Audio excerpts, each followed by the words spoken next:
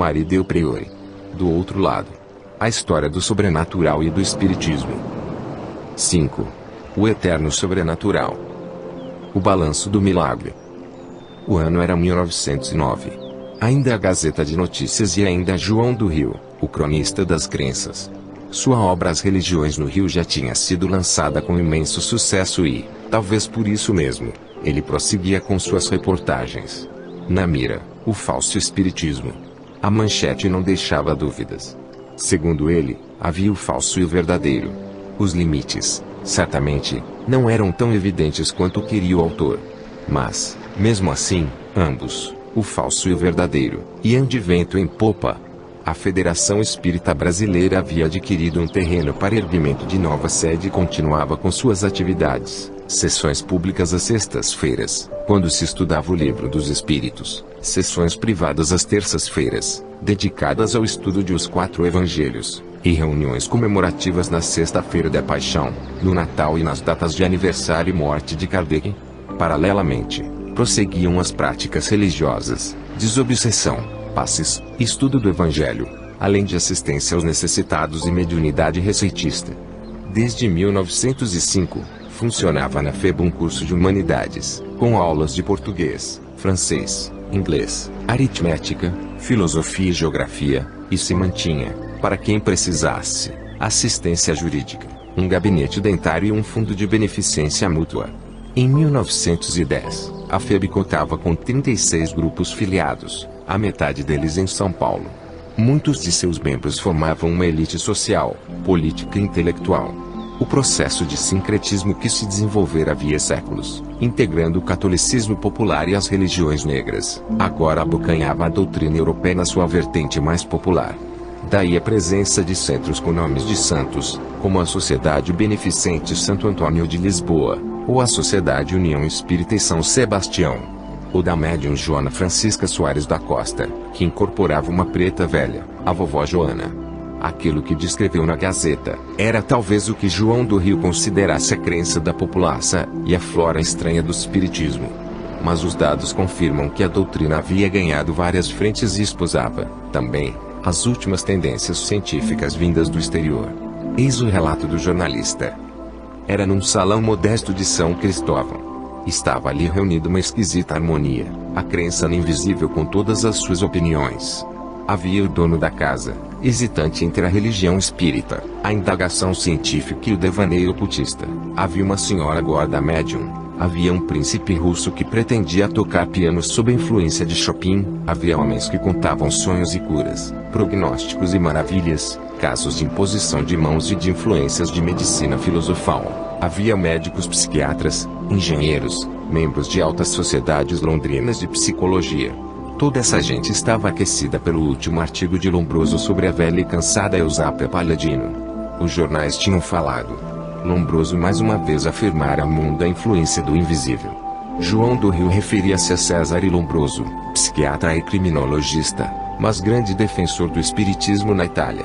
Nessa época, a Europa se debruçava sobre fenômenos mecânicos ou psicológicos atribuídos a forças aparentemente inteligentes ou potências desconhecidas da inteligência humana. O nome dessa ciência? A metapsíquica. Seu fundador? O francês Charles Richet, futuro prêmio Nobel de Medicina. Ela se constituía de 3 fenômenos fundamentais: a ectoplasmia, a criptestesia ou lucidez e clarividência, e a telequinesia, ou seja, a ação mecânica, que se exerceria sem contato, à distância, em condições determinadas, sobre objetos ou pessoas. As interpretações de um número crescente de intelectuais sobre a clarividência confirmavam a existência de um 6º sentido, a criptestesia, mais desenvolvida em algumas pessoas do que em outras. O pensamento, assim como a realidade material, se comunicaria por outras vias além das sensoriais comuns. Para isso, supunha-se que as coisas emitiam vibrações que não seriam perceptíveis a nossos sentidos. Tais vibrações seriam, por vezes, captadas por perceptivos, sonâmbulos e médiuns. O pensamento humano era uma realidade que, mais do que outras, poderia sensibilizar os sentidos criptestésicos, o que explicava a relativa frequência de casos de telepatia. A mencionada Eusápia Palladino, longe de cansada, era uma das grandes figuras da metapsíquica. Ela produzia fenômenos de levitação e movimento de objetos, de aparição de objetos, de toques e ruídos e até mesmo de sons musicais. Num albergue em Nápoles, o próprio Lombroso viu voar uma mesa de 8 quilos e objetos pesadíssimos, que ela fazia girar a 30 ou 40 graus. Ao lado de Richet, ambos assistiram surgir uma rosa fresquíssima no colo da médium. Juntos, observaram vasos de 15 quilos transportarem-se de uma mesa a outra. E tudo à luz do dia, com Eusápia cercada de fios elétricos ligados a campainhas para evitar que qualquer pessoa se aproximasse. Sou capaz do muito mais. Sou capaz de fazer-te ver tua mãe, lançou a vidente ao sábio. E assim o fez. A figura etérea da mãe de Lombroso apareceu e beijou-lhe a testa, dizendo: Césare, figlio mio. E tudo reproduzido com fotos na Gazeta, inclusive o rosto gordo e severo de Eusápia. Na França, um dispositivo imenso foi instalado nos institutos de medicina e psicologia para avaliar as capacidades extraordinárias dessa mulher. 43 sessões foram realizadas ao longo de 3 anos, diante dos mais qualificados membros do mundo científico, inclusive Pierre Curie. Apesar de algumas pequenas fraudes, não se afastou a evidência da ação psíquica sobre os objetos. Eusápia Paladino materializava espíritos através de ectoplasmas. Partes de espíritos eram emitidas pelo corpo de médiuns, normalmente pela boca.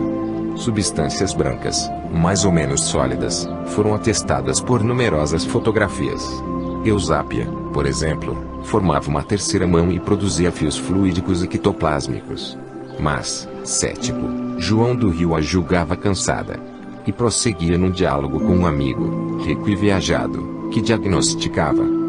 Presentemente, meu caro, o espiritismo, rótulo geral de todas as preocupações com além, é a força vital do pensamento da cidade. Antigamente, fazia-se isso com um pouco de cuidado, escondendo da polícia as reuniões.